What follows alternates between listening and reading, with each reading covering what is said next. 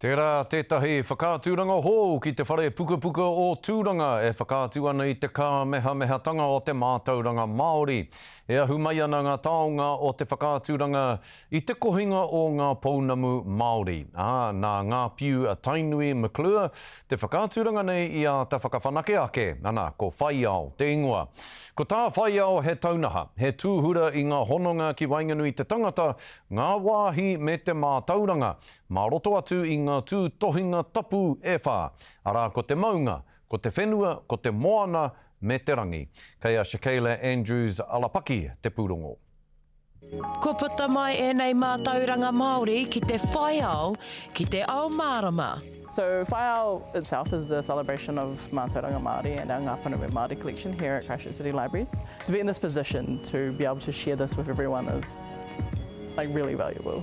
Ko WHAIAO te ingoa o te whakātūranga nei, e whakatairanga ana i ngā mātauranga Māori me te kohinga o Ngā Pounamu kei te whare o Tūranga.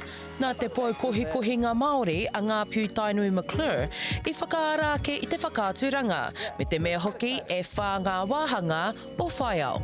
We've taken the natural environment around us and figured out how Mātauranga Māori and our Māori information in a published form connects to our natural environment. Over the next 4 months, there's going to be 4 phases. There is maunga, whenua, moana and rangi. And the cool thing about these phases is that they all kind of sit within the same space.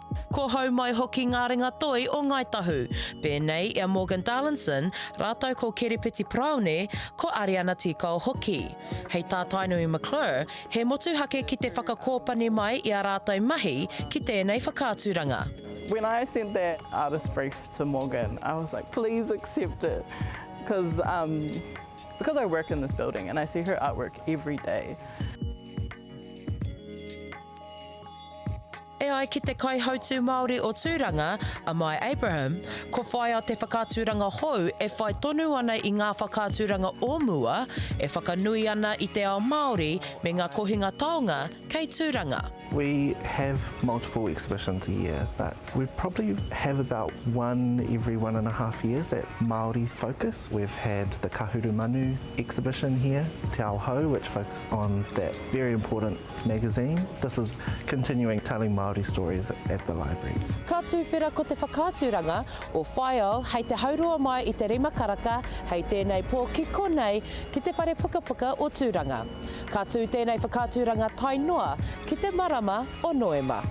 Shakayla Andrews-Alapaki, Tahu News.